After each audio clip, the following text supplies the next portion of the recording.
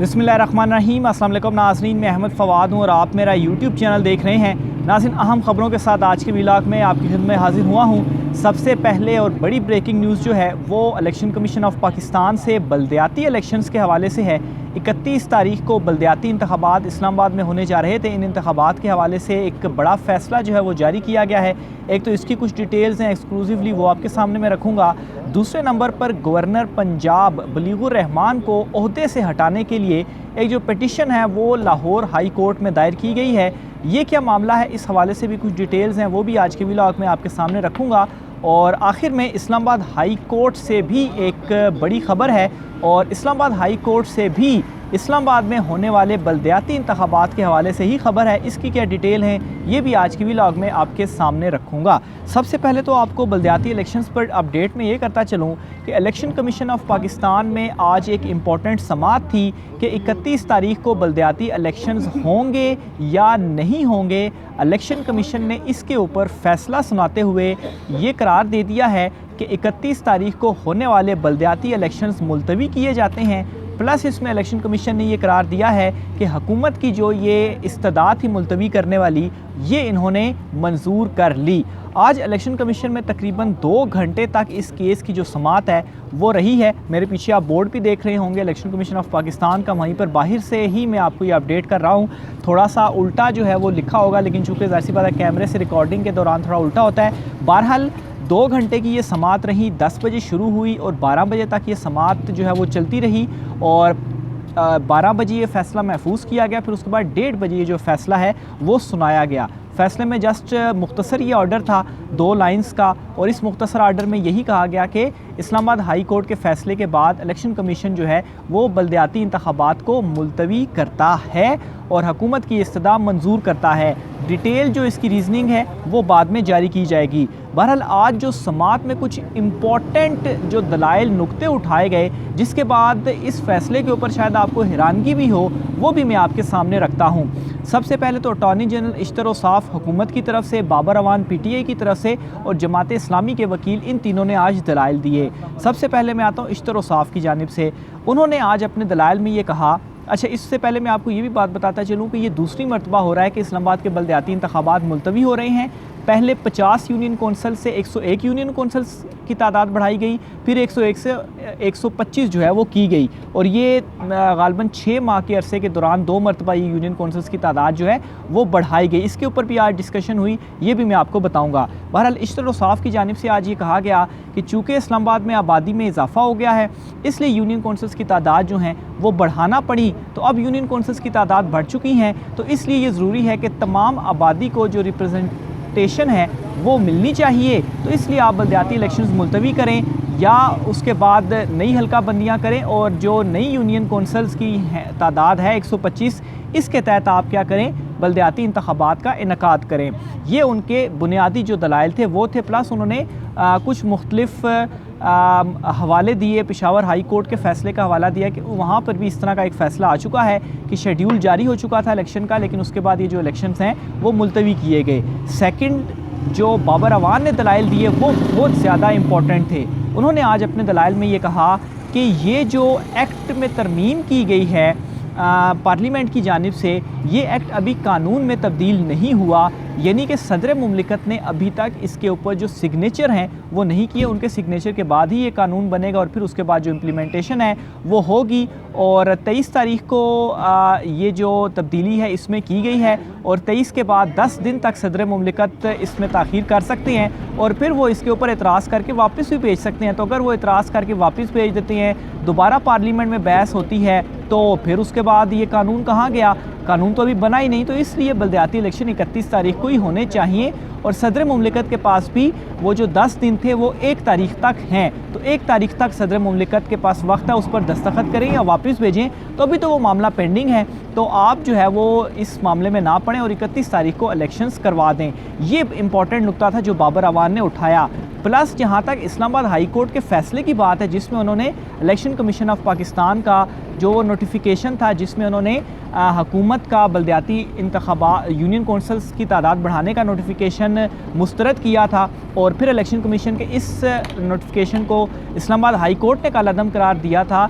तो इस पर आज जमात इस्लामी के वकील ने ये एक इम्पॉर्टेंट नुक्ता उठाया कि इस्लामाबाद हाई कोर्ट ने आपका नोटिफिकेशन कालादम तो करार दिया है, लेकिन उसका मतलब ये नहीं है और ना ही इस्लामाबाद हाई कोर्ट ने अपने फ़ैसले में ये कहीं पर कहा है कि जो इलेक्शन कमीशन ऑफ पाकिस्तान का फ़ैसला है वो गलत है या वो दोबारा ये फ़ैसला नहीं दे सकती, यानी कि 31 तारीख को इंतखाबात करवाने का फ़ैसला।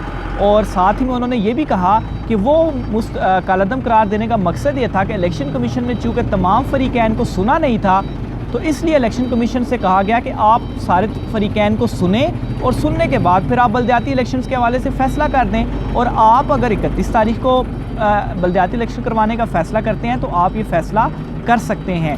ये उनका एक इम्पॉर्टेंट वैलिड पॉइंट था जो आज की समाअत में उन्होंने उठाया। लेकिन इन तमाम पॉइंट्स के बावजूद इलेक्शन कमीशन की जानिब से आज जो शॉर्ट ऑर्डर 2 लाइन्स के ऊपर मुश्तमिल सुनाया गया उसमें उन्होंने बलदियाती इलेक्शन मुलतवी कर दिए। और यहाँ से आप समझ लें कि मौजूदा इम्पोर्टेड हुकूमत जो है वो इस्लामाबाद के इलेक्शन से कितना भाग रही है, और भागे क्यों ना।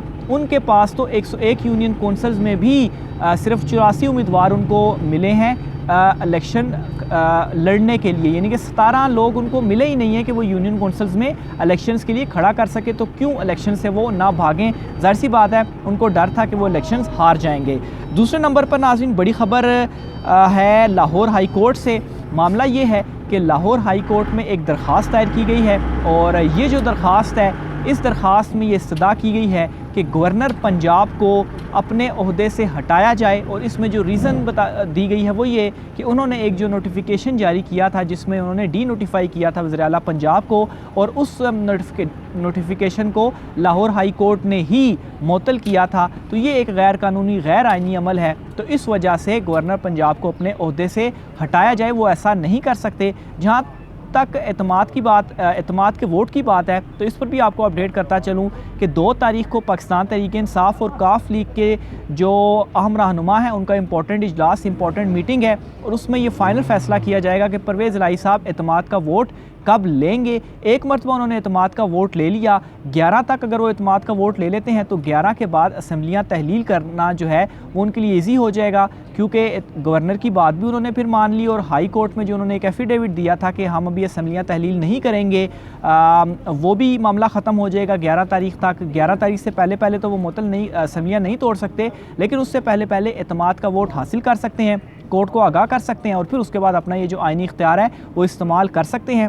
लेकिन गवर्नर पंजाब जो हैं वो इस वक्त बुरे फंस चुके हैं और उनके अगेंस्ट ये जो दरख्वास्त है वो दायर की जा चुकी है। यहाँ तक कि सदर मुमलिकत को भी रेफरेंस भेजने के हवाले से पाकिस्तान तहरीक-ए-इंसाफ की जानिब से कहा गया था कि सदर मुमलिकत को भी ये रेफरेंस भेजेंगे कि इनको अपने ओहदे से गवर्नर पंजाब को हटाया जाए कि इन्होंने गैर आइनी जो अमल है वो किया है। आखिर में इस्लामाबाद हाई कोर्ट से भी एक बड़ी ख़बर है, वो भी मैं आपके सामने रखता चलूँ।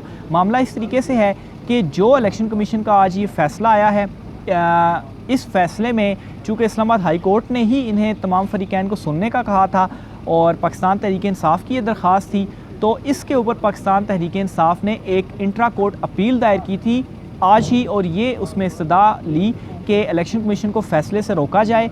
और इसके ऊपर खैर हुआ ये कि इस्लामाबाद हाई कोर्ट की जानिब से ही जो नोटिसेस हैं वो जारी किए गए हैं, यानी कि जो बलदियाती इंतखाबात मुलतवी होने वाला मामला है इस पर भी अभी इस्लामाबाद हाई कोर्ट में समाअत चल रही है। और अगर कल चूँकि नोटिसेस जारी हुए हैं और कल आकर फरीकैन इसमें दलाइल देंगे, और अगर इस्लामाबाद हाई कोर्ट का जो डिवीज़न बेंच है वो इस्लामाबाद हाई कोर्ट के सिंगल बेंच के फ़ैसले को ख़त्म कर देता है, जिसमें इस्लामाबाद हाई कोर्ट ने इलेक्शन कमीशन को डायरेक्शन दी थी कि तमाम फरीकैन को सुनने के बाद आप फ़ैसला करें, अगर वो फ़ैसला ख़त्म हो जाता है तो फिर ज़ाहिर सी बात है इस्लामाबाद हाई कोर्ट ने उस फ़ैसले की बुनियाद पर किया था, तो फिर इलेक्शन कमीशन का ये इलेक्शन मुलतवी करने वाला फ़ैसला जो है ये भी ख़त्म हो जाएगा और चीज़ें वापस उसी जगह पर रिवर्स हो जाएंगी जहाँ पर इलेक्शन कमीशन ने 31 तारीख को इलेक्शन करवाने का कहा था। लेकिन ये एक बहुत बड़ा जो है वो हैरानकुन फ़ैसला भी आप कहेंगे कि शेड्यूल जारी, तमाम तैयारियां मुकम्मल हो गई और 31 को पोलिंग होनी थी और प्लस होने पे सुहागा ये दूसरी मरतबा वफाक जो है